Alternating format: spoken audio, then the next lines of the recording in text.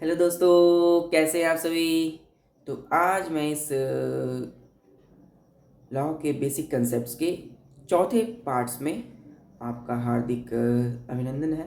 तो चलिए स्टार्ट करते हैं। All the very best. आज का हमारा है substantive law. Substantive law.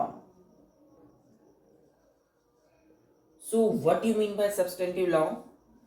Actually it deals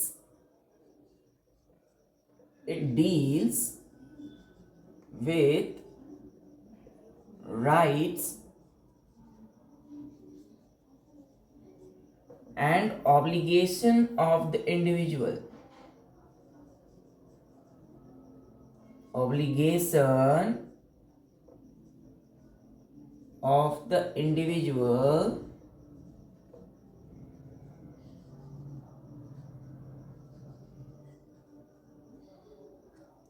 against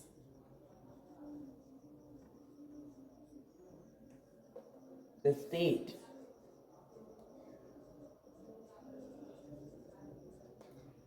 and देखिए, सब्सटेंटिव लॉ क्या है। आज कुछ अदर काइंड्स ऑफ लॉ में है। पहला है हमारा सब्सटेंटिव लॉ।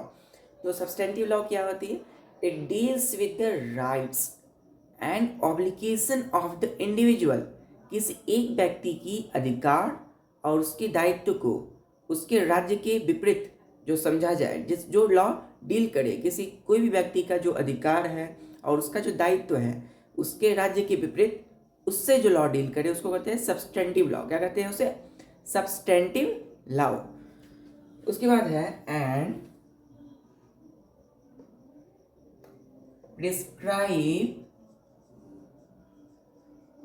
निर्धारित करता है, प्रिस्क्राइब ऑफेंसेस, अपराध, and punishment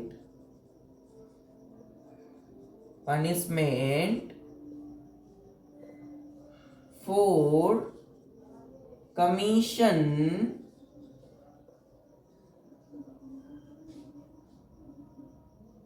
of such offenses.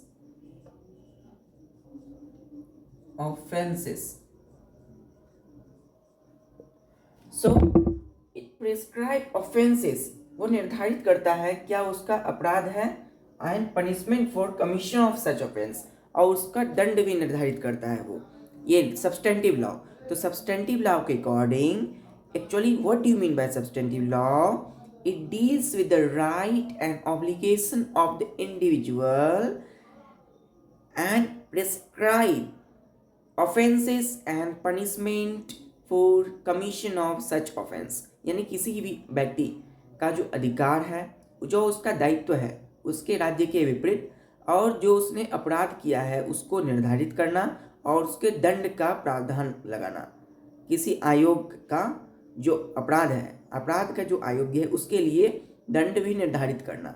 तो ये किस में आता है? सब्सटेंटिव लॉ में आता है। चलिए देखते हैं हम लोग एक बार फिर से। सब्सटेंटिव लॉ क्या है? It deals with the rights, अधिकार, it deals with the rights and obligation, दायित्व of the individual against the state, and prescribes offenses and punishment for commission of such offense. Commission means होता है आयोग। What do you mean by commission? आयोग एक तरह का मंडली, इसको आयोग जो डिसाइड करते हैं कि कौन किसको किस तरह का पनिशमेंट दिया जाए। तो एक कमीशन है इस तरह के अपराध जो करते हैं उसको बताना कि पनिशमेंट क्या होगा और उसके अपराध क्या है। तो इसको कहते हैं substantive law. For example, Indian penal code 1860, Indian penal code 1860। Second है हमारा procedural law.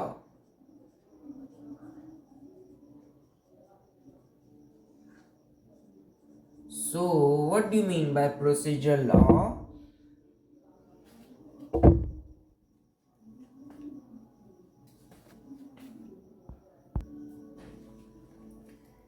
Procedural law, it deals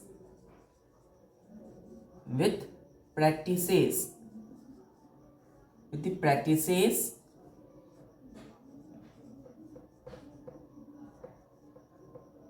and procedure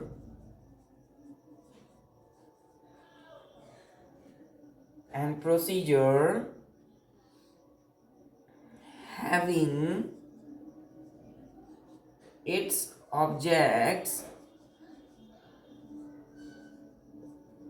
to facilitate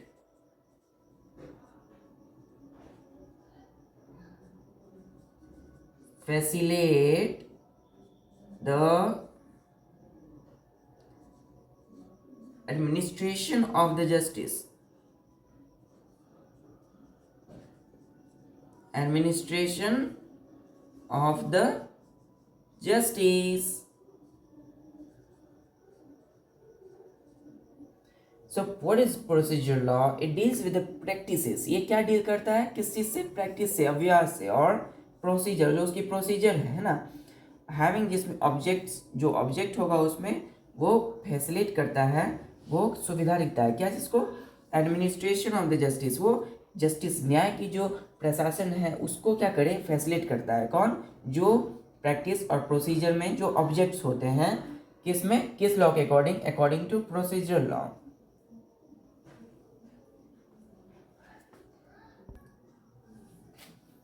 तो चलिए अब हम लोग देखते हैं प्रोसीजर लॉ के कुछ another facts.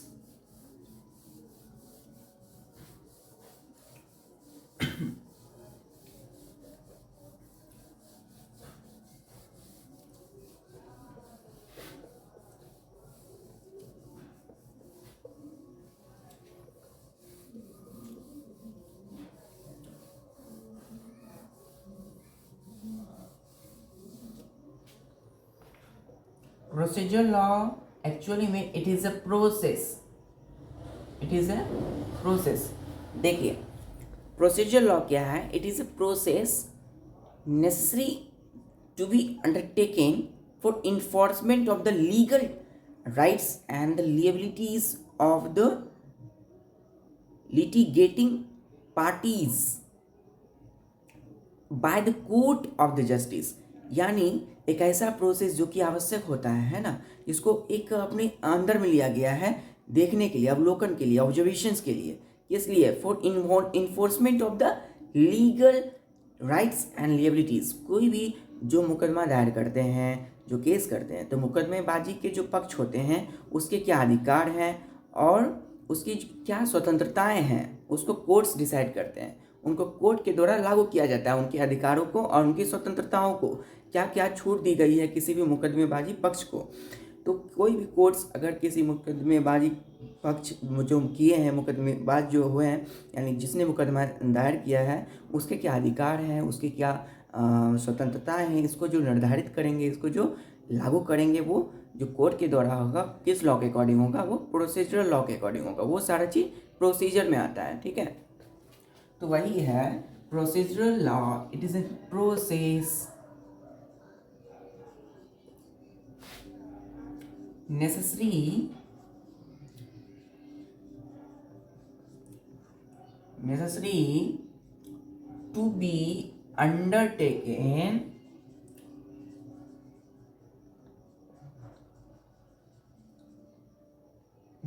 to be undertaken for enforcement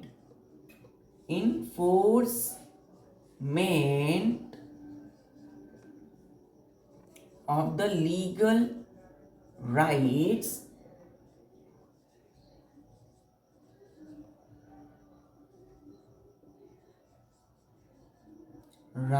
and liabilities of the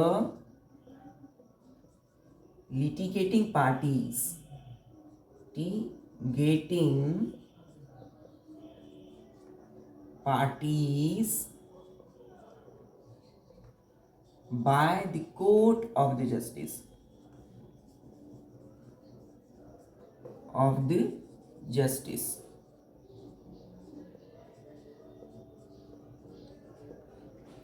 So what is procedural law? It is a process which must be followed. It is called procedural law, or it is a process necessary, आवश्यक है, to be undertaken for enforcement of the legal rights and liabilities of the litigating parties. Means क्या है? जो litigating parties means क्या? What do you mean by litigating parties? Litigating party means मुकदमे बाज पक्ष. Party means पक्ष, मुकदमेबाज, that is litigating party. So litigating parties by the court of the justice, ऐसा प्रोसेस जो कि किसी भी लिटिगेटिंग जो मुकदमेबाज पक्ष है उसकी जो स्वतंत्रताएं हैं, लीगल राइट्स, कानूनी अधिकार और उसके स्वतंत्रताएं को लागू किया जाना, जिस भी लॉ के अकॉर्डिंग आता है वो एक प्रोसीजर लॉ के अकॉर्डिंग आता है. ठीक है. For example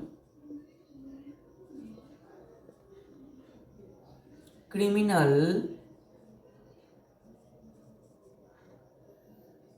procedural code 1973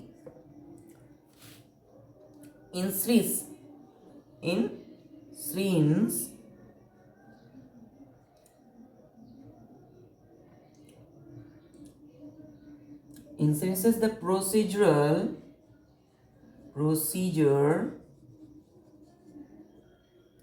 followed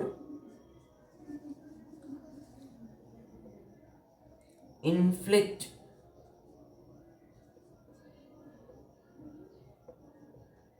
punishment, क्या? पनिशमेंट, दंड, किस पर? गुनहगार पर, ऑन द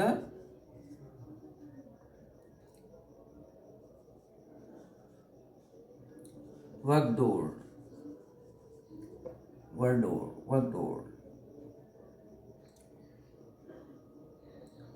नहीं, ये वर्कडोर होगा, वर्कडोर, यस, दैट इज द वर्कडोर. इसको कहते हैं गुनहगार कहते हैं. वर्कडोर मीन्स गुनहगार. सो क्रिमिनल प्रोसीजरल कोड 1973 इन्फ्रिंसेस, मतलब उसको आगे तक ले गया, प्रोसीजर को फॉलोड, इन्फ्लिक्ट, पनिशमेंट देना वर्कडोर को. क्रिमिनल प्रोसीजर कोड है जो कि 1973 में दिया गया था, जिसमें कि कोई भी जो गुनहगार होते हैं उसको उसके दंड के जो प्रावधान है, दंड जो पनिशमेंट दिया जाता है वो किसके अकॉर्डिंग दिया जाता है? एक प्रोसीजरल लॉ के अकॉर्डिंग दिया जाएगा. ठीक है.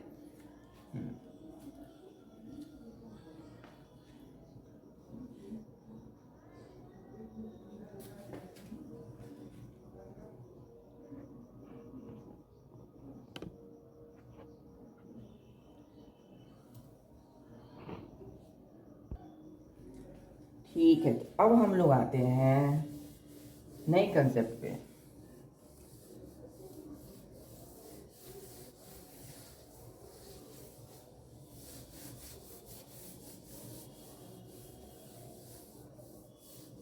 ठीक है. तो अब हम लोग आते हैं एक खूबसूरत एक साइंटिस्ट है, इसका नाम है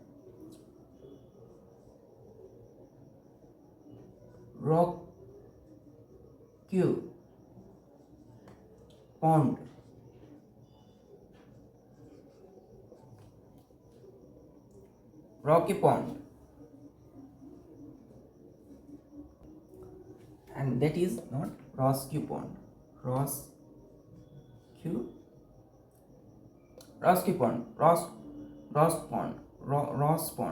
Pond. सो रॉस पॉन्ड एक साइंटिस्ट थे जो कि जिन्होंने बताया था, एक विधिवेता थे, है ना, एक न्याय ज्ञाता थे वो रॉसबॉर्न। तो रॉसबॉर्न ने क्या कहा कि law is a social control. Law is a social control through a systematic application of the force in a politically organized society. तो किसी भी पॉलिटिकली ऑर्गेनाइज सोसाइटी जो कि ऐसा सोसाइटी, ऐसी समाज जहाँ पे ज़्यादा पार्टी पॉलिटिक्स होता हो, है ना, जो पॉलिटिक्स में ज़्यादा ही हाईलाइट हो, तो उस तरह की सोसाइटी में क्या होता है कि एक फोर्स, एक बल का जो सिस्टमेटिक यूज़ है ना, तो उसका यूज़ किया जाता है। ठीक है, तो उन्होंने कहा लॉ एक सोशल कंट्रोल, यानी कि समाज का ही एक कंट्रोल है, समाज उसको कंट्रोल करते हैं लॉ, है ना। तो लॉ एक सोशल कंट्रोल किसके थ्रू, एक सिस्टमेटिक एप्लीकेशन, सिस्टमेटिक यूज़ किसका, तो फोर्स का, किसमें, तो पॉलिटिकली ऑर्गेनाइज सोसाइटी में। Law is a social control through systematically application of force in a politically organise society. तो किसी भी ऐसा समाज जहाँ पर राजनीति ज़्यादा होती हो, है ना, वहाँ पे क्या है कि सोसाइटी में जो लोग हैं रहने वाले, वही उसको कंट्रोल करते हैं। किसके थ्रू, एक सिस्टमेटिक यूज़ के थ्रू, फोर्स का एक सिस्टमेटिक यूज़, यानी वहाँ एक कुछ बल का प्रयोग किया जाना चाहिए, कुछ सशक्त होना चाहिए। वहाँ के जो लोग हों, उससे सोसाइटी जहाँ राजनीति होती हो, जो ऐसी राजनीति जो समाज के लिए अच्छी ना हो, तो वो क्या है, वहाँ पे कैसा यूज़ होना चाहिए, ऐसा फोर्स का यूज़ होना चाहिए जहाँ पर क्या हो, जिससे वो सोसाइटी और क्लीन रहे, है ना। तो लॉ तो रॉसीपॉन ने उसी वही कहा कि रॉसीपॉन जो कि मोस्ट फेमस कह सकते हैं, रिनॉल्ड विजडम थे लॉ के, है ना, जानते थे लॉ के विषय में। तो उन्होंने कहा law is the social control through systematic application और use of force in a politically organise society.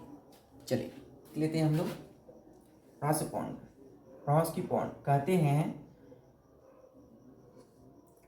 कि law is social control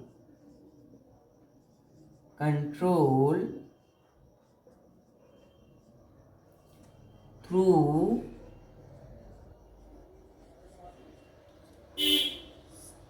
systematic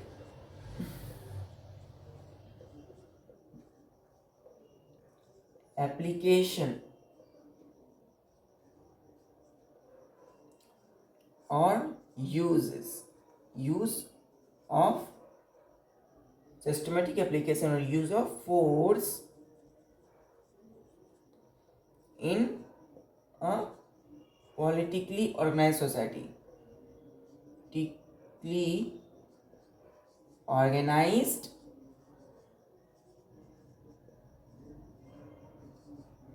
society.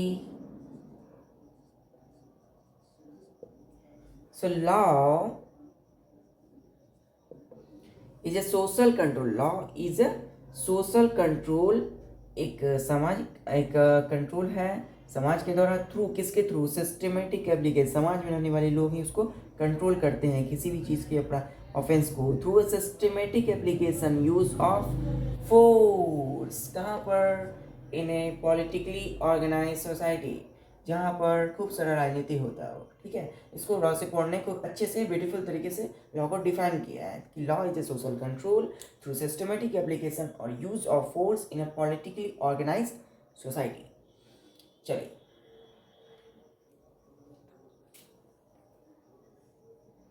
तो अब हम लोग देखते हैं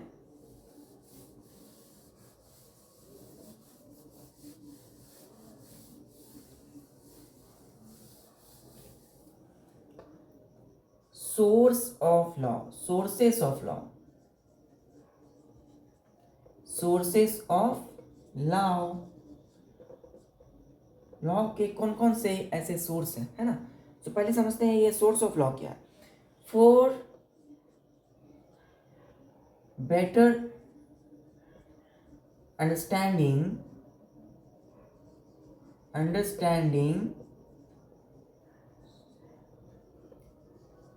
the concept of law,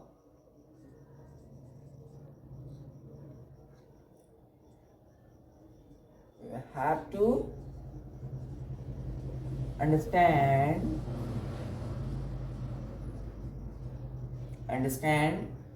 the source of sources of law. तो law के कंसेप्ट को अच्छे से समझने के लिए, है ना, तो लॉ के कंसेप्ट को अच्छे से समझने के लिए क्या करते हैं हम लोग, सोर्स ऑफ लॉ को समझते हैं अच्छे से पहले, ठीक है। सोर्स ऑफ लॉ क्या होता है? First of all we have to understand what do mean by source, what is the what do mean by and what is the actual meaning of source. The source actually literally means a point from something emerges, a point from which something or anything emerge or rises, that is called source। एक ऐसी बिंदु जहाँ से कुछ ना कुछ क्या हो, निकलती हो, उसको कहते हैं एक सोर्स, एक बिंदु कहते हैं, है ना। एक ऐसी पॉइंट कहते हैं जिसके थ्रू कुछ ना कुछ निकले उससे, उधर से, है ना। सपोज ये है, तो यहाँ से कुछ लाइट आ रही है सपोज, है ना। तो ऐसे ये यहाँ से कुछ लाइट आ रही है, तो ये जो लाइट आ रही है ये एक ऐसा सोर्स, एक पॉइंट है जहाँ से लाइट आ रही है। सपोज कोई बल्ब है, तो वहाँ से क्या हो रही है, वो लाइट रोशनी आ रही है, तो वो जो है बीम ऑफ रेज आ रही है बल्ब से, तो beam of rays called light. Actual में क्या होता है बीम ऑफ रेज, तो वो जो बल्ब है वहाँ से क्या आ रही है, लाइट। तो उसी तरह एक ऐसा सोर्स मतलब एक point from which something emerge और राइज, कुछ निकलती हो वहाँ से। तो उसी तरह सोर्स ऑफ लॉ, यानी लॉ का सोर्स क्या है ना, क्या लॉ का क्या सोर्स है, लॉ का सोर्स क्या मीन्स, तो मीन्स ये है सोर्स, है ना, from which rules of human conduct came into existence and drive legal force of binding character. Force means क्या होता है, फोर्स का काम क्या है, बांध देना, है ना, जोड़ना। तो वही चीज़ है कि एक ऐसी सोर्स जहाँ से क्या हो, रूल्स ऑफ ह्यूमन कंडक्ट, यानी मानव इंसान का जो व्यवहार है ना, वो उसका जो व्यवहार होता है वो अस्तित्व में आया, है ना, वो अस्तित्व में आया, है ना, came into existence a source from which rules of human conduct, conduct means आचरण, व्यवहार। तो human conduct came into existence and the legal of force and drive the legal force of binding character को जोड़ने का जो होता है कानूनी जो बल होता है, उस वो भी क्या हुआ, वो भी उभरा, वो भी निकला। तो सोर्स ऑफ लॉ मीन्स होता है a source from which the rules of human conduct और behaviour came into existence and drives legal force of binding character, गुणों को क्या करता है, जोड़ कर रखता है। तो लॉ का एक सोर्स है जो गुणों को जोड़ कर रखे, है ना, जो क्या हो, जहाँ से ह्यूमन बिहेवियर आचरण को क्या हो, अस्तित्व में आए, और जो कई तरह के कैरेक्टर्स को क्या करे, जोड़ कर रखे, उसको कहते हैं सोर्स ऑफ लॉ। तो सोर्स ऑफ लॉ जो होते हैं वो अलग अलग तरीके से होते हैं, है ना। चलिए हम लोग फिर से देखते हैं सोर्स ऑफ लॉ के क्या महत्व है, एसेंशियल्स क्या है। First of all we have to understand what do you mean by sources of law.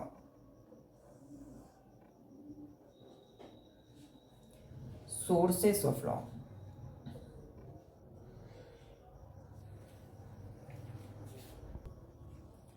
sources of law.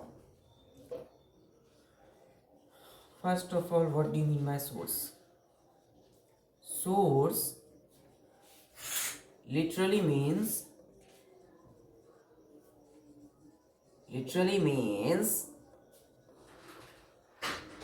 a point from which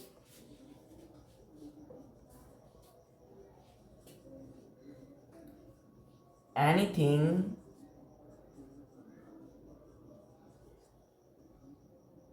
emerges or rises। तो सोर्स जिसका लिटरली मीन्स क्या होता है, क्या अर्थ होता है, एक ऐसी point, a point from which anything emerge, निकले, कुछ ना कुछ निकले। सपोज ये है बिंदु, एक पॉइंट है जहाँ से क्या हो रहा है, ये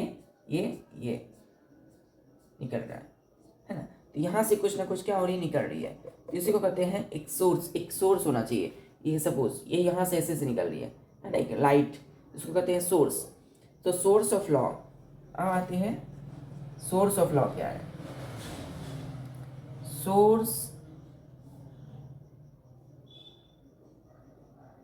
from which rules of human conduct or behavior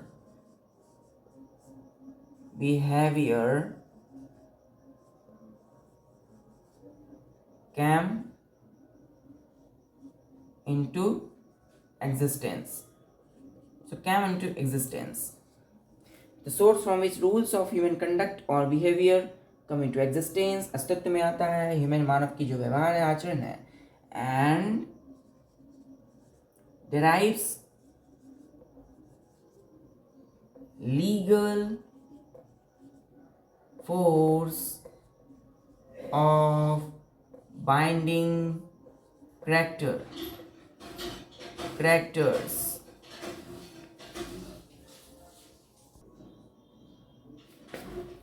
Binding character. So source of law means क्या है? Source from which the rules of human conduct or behavior come into existence and derives legal force, कानूनी बल, of binding character. Character गुणों को जोड़ कर रखना है ना, source of law कहलाता है. तो इसको कहते हैं source of law. Write down. Now अब हम लोग देखते हैं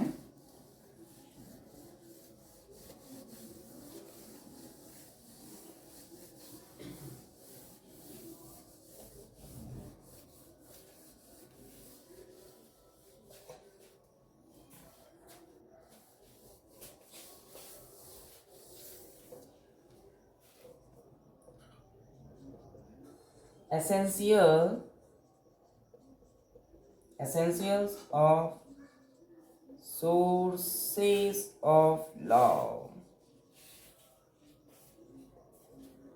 Essentials of sources of law. To be valid, sources of law must follow some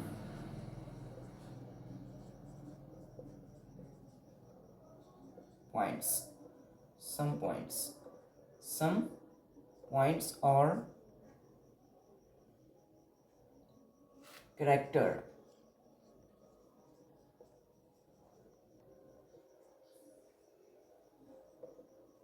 first है क्या है इसमें, सोर्स ऑफ लॉ का क्या महत्व है, एसेंशियल्स क्या है.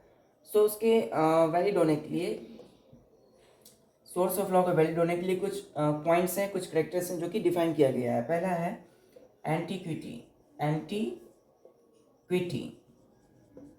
Antiquity means what do you mean bye antiquity.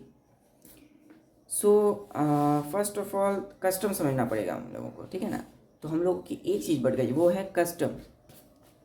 First of all हम लोगों को समझना है custom. What do you mean by custom. हम लोग सोर्स ऑफ लॉ को डिवाइड करते हैं कुछ कैटेगरीज में. Source of law divide into some categories, so we can divide source of law in some categories. पहला है हम लोगों का custom. What do you mean by custom? Custom, it is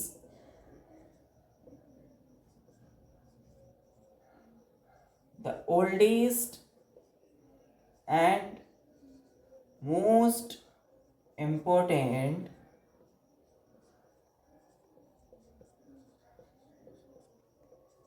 sources of law.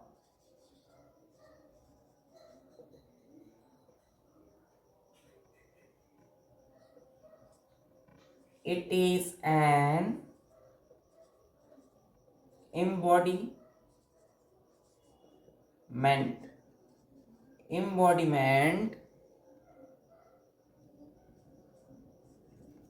those principles, उन सभी सिद्धांतों का क्या है, ये अवतार है ना, जिसके पास which have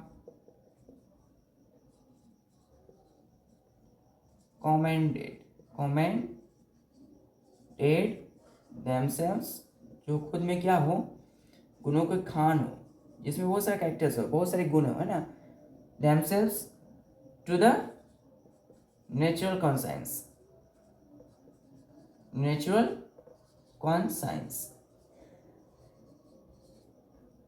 to the natural conscience, जो आत्म ज्ञान होता है ना, उसको कहते हैं प्राकृतिक ज्ञान, मतलब खुद में ही समझ लेना, समझ बूझ, सोच बूझ। नेचुरल कॉन्साइंस या प्रिंसिपल ऑफ जस्टिस, न्याय का जो सिद्धांत है, principles of justice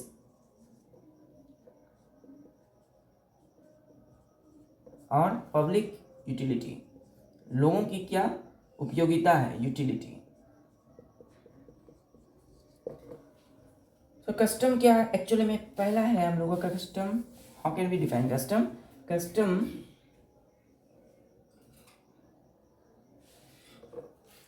is the oldest and the most important source of law. Law का जो है सबसे पुराना और बहुत ही महत्वपूर्ण क्या है, ये सोर्स है कस्टम हमारा। पहला है कस्टम क्या है, it is an embodiment of those principle, वे सभी सिद्धांतों का क्या है, ये एक अवतार है, जिस एक तरह का एक प्रॉपर्टी है। It is an property of those principle embodiment which have commended themselves, जिसमें क्या हो, खुद में बहुत सारे कैरेक्टर्स हो, बहुत सारे गुण हो, टू द नेचुरल कॉन्सेंस के लिए एंड जस्टिस और न्याय के सिद्धांत के लिए, and principles of justice and public utility, लोगों की क्या उपयोगिता है, वो सारा किस में आता है, कस्टम, यानी क्या कहते हैं, एक रीति रिवाज कहते हैं ना। तो पहला कहते हैं कि नेचुरल कॉन्साइंस, लोगों की क्या सूझबूझ थी, क्या समझी थी, न्याय का क्या सिद्धांत था उस समय, और पब्लिक यूटिलिटी क्या है, लोगों की उपयोगिता क्या है, तो उसी को कहते हैं कस्टम, है ना। और वी कैन से, हम कह सकते हैं कि custom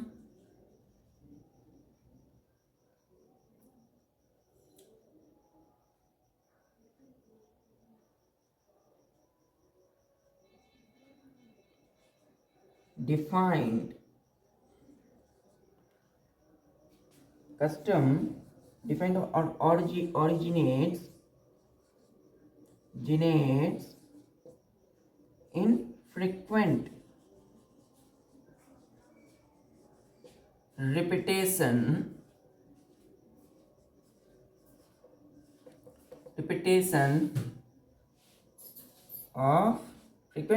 of the same act,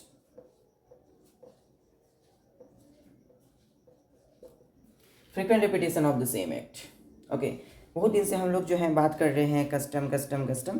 देखिए हम लोग आज जनरली सभी को जानते हैं, what do you mean by custom? तो कस्टम मीन्स होता है ना, कहते हैं ना कस्टम मीन्स होता है रीति रिवाज, है ना। जैसे सपोज हम लोग अपने जो भी पहले से प्रथा चली आ रही है ना, धर्म में, है ना, हम लोग पूजा पाठ करते हैं, रोज करते हैं, तो एक कस्टम है हमारे एक रीति रिवाज है। हम लोग जो है कि यहाँ शादी होती है तो वो एक कस्टम में होती है, एक रीति रिवाज में होती है ना।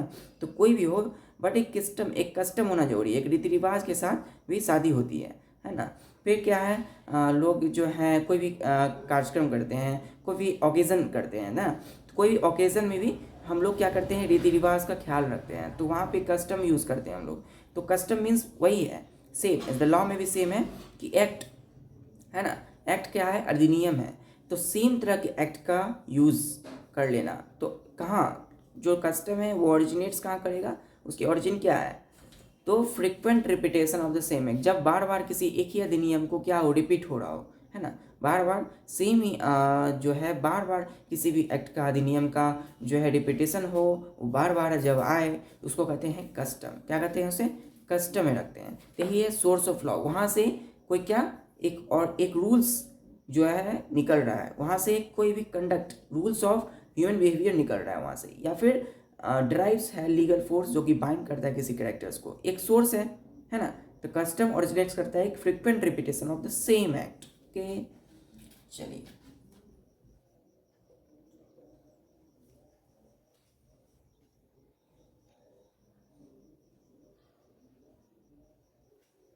चलिए अब हम लोग देखते हैं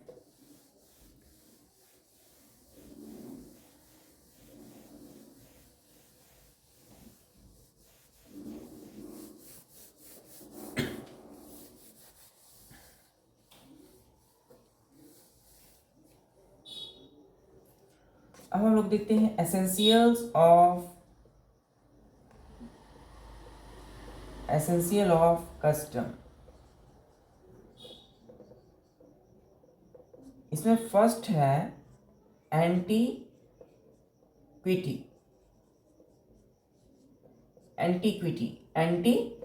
antiquity. So what do you mean by antiquity? कोई भी कस्टम में ना कुछ ना कुछ उसको देखा गया है कि उसमें जो कस्टम है रिकॉग्नाइज एज ए लॉ, वो कस्टम जो है, जो रीति रिवाज है, वो एक कानून बन जाता है ना। तो वो क्या बन जाता है? कानून बन जाते हैं। तो जो कस्टम जो है must have been recognised as a law and must be followed और मस्ट बी प्रूव्ड, जो कि एक प्रूव हो चुका है कि वो क्या है, टू बी इन इन्फ्लिक्ट, है ना। तो custom must be recognised as a law, must be proved to be in a frequent. तो हम कह सकते हैं एंटीक्विटी का मतलब ये है, जो कस्टम है उसको रिकॉग्नाइज किया गया है एक लॉ के तौर पे, जो कि प्रूव्ड हो चुका है। ठीक है, तो एंटीक्विटी का मतलब ये है custom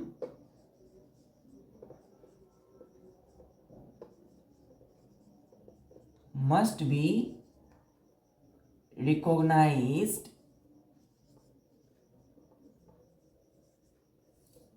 as a law, must be proved, जो कि प्रूव्ड हो चुका है। ठीक है, तो पहली प्रॉपर्टी जो है, जो पहला आवश्यकता है, जो पहला एसेंशियल है कस्टम का, वो एंटीक्विटी है। Custom must be recognised as a law and which is be must be proved, जो कि प्रूव्ड हो चुका है, अवश्य ही क्या है, प्रूव्ड है। दूसरा है हम लोगों का प्रॉपर्टी और एसेंशियल कस्टम का, वो है कंटिन्यूएंस। कॉन्टिन्यूएंस कॉन्टिन्यूएंस कॉन्टिन्यूएंस कॉन्टिन्यूएंस कंटिन्यूएंस क्या है? Second essential of custom. Custom का दूसरा क्या आवश्यकता है, वो है continuance. Means the custom must have been in continue practicing continuously, practice continuously, continuously.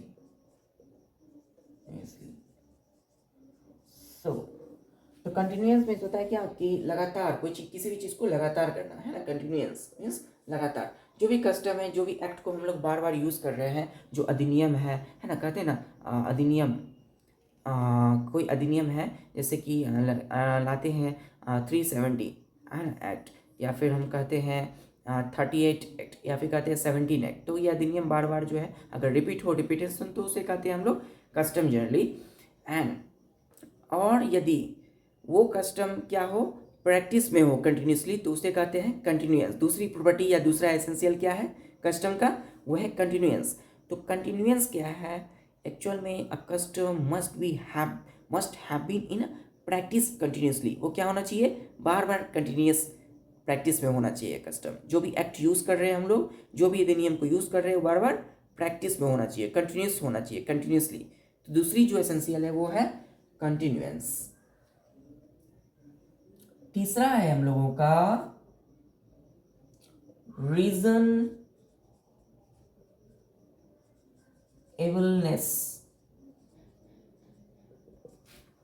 Reasonableness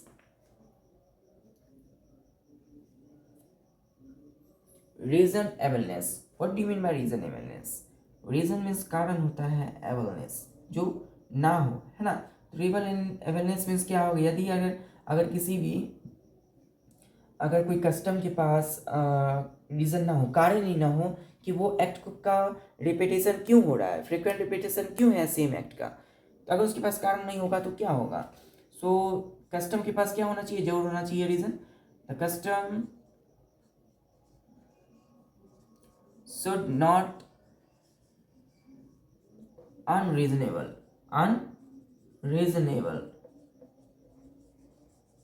the custom should not be unreasonable. It must have reason. It must have been reasonable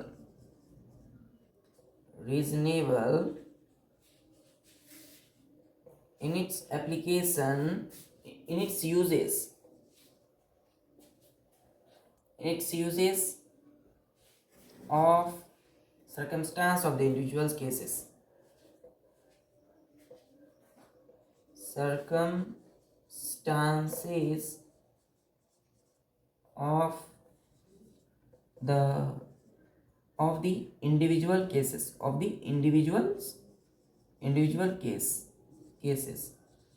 सो कोई भी एक व्यक्ति के जो केस है, उसकी जो परिस्थितियां हैं, है ना, उसकी परिस्थितियों का जो यूज़, यानी कि जो उसका यूज़ करते हैं किसी भी कस्टम जो कि रीजनेबल हो, तो कस्टम के पास मस्ट बी हम रीजनेबल, वो कस्टम में कोई कारण होना चाहिए, है ना।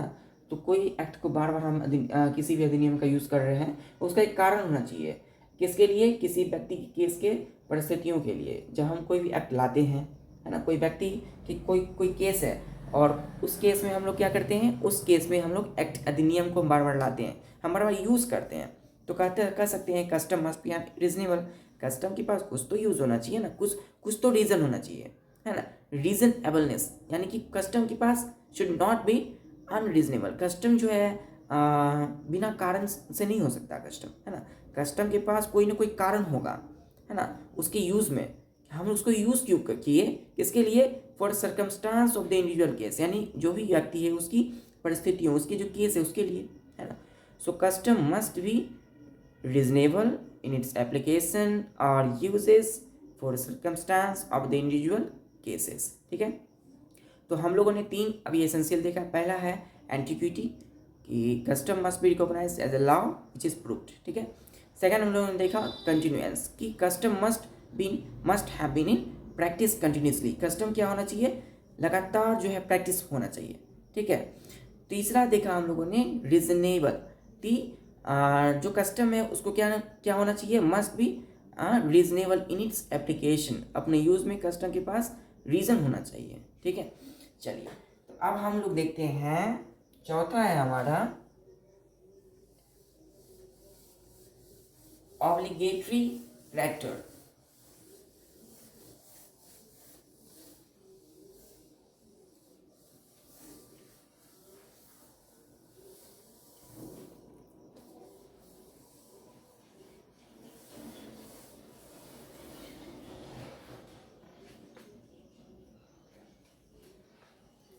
चलिए, अब हम लोग देखते हैं चौथा हमारा, और वो है ऑब्लिगेटरी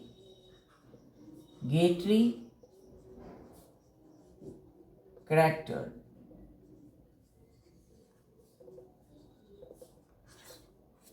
ऑब्लिगेटरी क्या होता है? अनिवार्य। तो जो अनिवार्य गुण है ना, उसको कहते हैं ऑब्लिगेटरी कैरेक्टर। एक्चुअली में the custom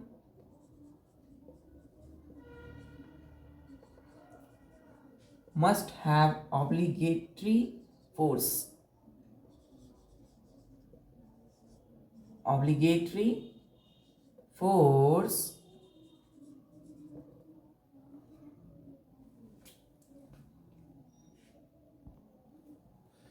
the custom must have obligatory force.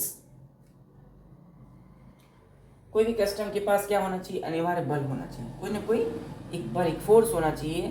क्यों? क्योंकि हम जान रहे हैं कि कोई एक्ट को बार बार हम लोग यूज़ में ला रहे हैं ना, कोई अधिनियम को बार बार उसका रिपीटेशन कर रहे हैं, तो कोई कारण होगा, और उस एक्ट को, अधिनियम को बार बार यूज़ कर रहे हैं, तो उसके पास कुछ ना कुछ फोर्स होनी चाहिए, है ना। उसका एसेंशियल है, वो उसका जो ज़रूरत है, उसकी आवश्यकता है ना। The custom must have obligatory force. The custom must have obligatory force and it must be supported by the general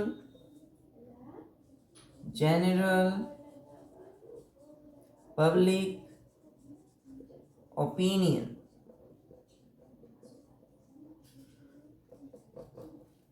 It must be supported by the general public opinion.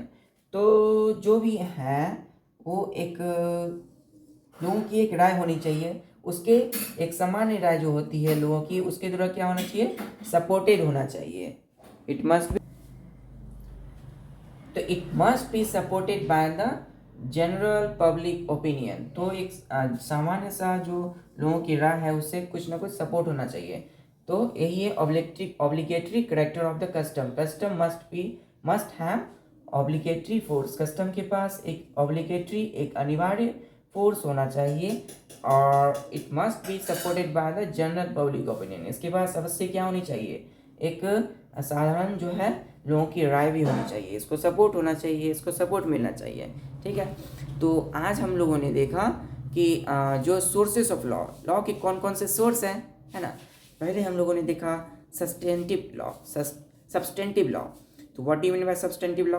Actually deals with the right and obligation of the individual against the state, है ना।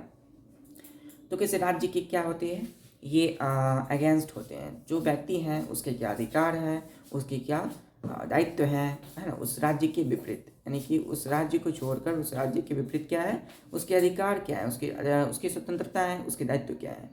और साथ ही साथ substantive law also prescribe the offence, उसकी अपराध को भी वो निर्धारित करता है, साथ ही साथ उसके पनिशमेंट को भी, है ना।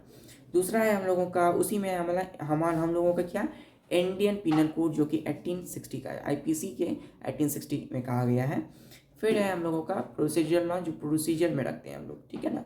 प्रोसीजरल लॉ यानी कि जो डील्स करता हो प्रैक्टिस और प्रोसीजर को, जिसमें ऑब्जेक्ट हो to facilitate the administration of the justice, है ना। एक ऐसा इसी प्रोसेस जिसके अंदर क्या हो, किसी भी लिटिगेटिंग पार्टीज, है ना, मुकदमेबाज पक्ष की जो स्वतंत्रता है, कानूनी स्वतंत्रता है, लीगल राइट्स कहते हैं इसको, एंड लिएबिलिटीज क्या हो, लागू हो जिस भी कोर्ट्स के द्वारा, तो वो किस कानून में, वो कौन से लॉ कहते हैं, उसको कहते हैं प्रोसीजरल लॉ, है ना। फिर हम लोगों ने देखा सोर्सेस ऑफ लॉ। तो सोर्सेस ऑफ लॉ मीन्स होता है, सोर्स मीन्स क्या है, literally what do you mean by sources of law? तो source means a source from which the rules of human behaviour, है ना, can come into existence. वो क्या हो, अस्तित्व में आए। ह्यूमन, मानव का व्यवहार, हम मानव का क्या हो, इंसानों का व्यवहार, है ना, उसका बिहेवियर का एक रूल, एक नियम क्या हो, अस्तित्व में आए, और drives legal force of binding characters, और गुणों को बांधने के लिए एक क्या हो, लीगल फोर्स भी आए, है ना, तो वो सोर्स ऑफ लॉ कहलाता है। तो सोर्स ऑफ लॉ को हम लोग डिवाइड करते हैं कैटेगरीज में। पहला है हम लोगों का कस्टम। तो कस्टम हम लोगों ने देखा कि कस्टम क्या होता है, कि कस्टम एक्चुअली में it originates in frequent repetition of the same act, है ना, और it is an embodiment of those principles which have commended themselves to natural conscience, है ना। और एक्चुअली में custom is the oldest and important source of law. Law की क्या है, एक ओल्डेस्ट, बहुत पुराना, है ना, एक ओल्डेस्ट एंड इम्पोर्टेंट सोर्स होता है लॉ का, है ना। फिर क्या है, हम लोगों ने देखा इसके कुछ एसेंशियल्स को, कुछ एसेंशियल्स में कुछ इसके आवश्यक, जैसे कि एंटिक्विटी, है ना। फिर देखा हम लोगों ने कंटिन्यूएंस, फिर हम लोगों ने देखा रीजनेबल्स देखा हम लोगों ने। फिर हम लोगों ने क्या देखा, फिर हम लोगों ने देखा लास्ट है ऑब्लिगेटरी करेक्टर, यानी कि इसकी अनिवार्यता, है ना, इसके अनिवार्य फोर्स, इसको मस्ट होनी चाहिए। तो कस्टम के पास क्या होना चाहिए, एक अनिवार्य फोर्स होनी चाहिए। तो custom must have obligatory force और ऑब्लिगेटरी करेक्टर। ओके, ठीक है। तो आज हम लोगों ने बस इतना ही देखा, और पहले हम लोगों ने बात किया था क्लासिफिकेशन ऑफ लॉ के बारे में। तो क्लासिफिकेशन में हम लोगों ने देखा कि इंटरनेशनल लॉ और नेशनल लॉ। इंटरनेशनल लॉ के दो भाग में बांटा हम लोगों ने, टू कैटेगरी से, पहला पब्लिक इंटरनेशनल लॉ, दूसरा private international law. National law को हम लोग कहते हैं municipal law, which is also called public national law और private national law. Public national law को क्या कहते हैं हम लोग, administrative law, criminal law and civil law. Private international law और क्रिमिनल लॉ को ऑल्सो कॉल्ड, उसमें हम लोग रखते हैं आईपीसी, रखते हैं इंडियन पिनल कोड। फिर आता है हम लोगों का सिविल लॉ। सिविल लॉ में हम लोग क्या रखते हैं, लॉ ऑफ कॉन्ट्रैक्ट्स और लॉ ऑफ टॉर्ट्स, है ना। फिर आता है हम लोगों का नेशनल लॉ में दो, पब्लिक नेशनल लॉ और private national law. Public national law में क्या है, दो। पब्लिक नेशनल लॉ में होता है हम लोगों का एडमिनिस्ट्रेशन से रिलेटेड वर्क होता है ना। पब्लिक नेशनल लॉ में लॉ ऑफ कॉन्ट्रैक्ट्स और लॉ ऑफ टॉर्ट्स आते हैं। फिर आता है प्राइवेट नेशनल लॉ। तो प्राइवेट नेशनल लॉ में क्या आती है, Hindus law and Muslims law. तो ठीक है दोस्तों, हम लोगों ने आज सोर्सेस ऑफ लॉ के विषय में देखा, और इसी तरह मिलते हैं नेक्स्ट वीडियोज़ में। तब तक पढ़ाई करते रहिए। All the very best.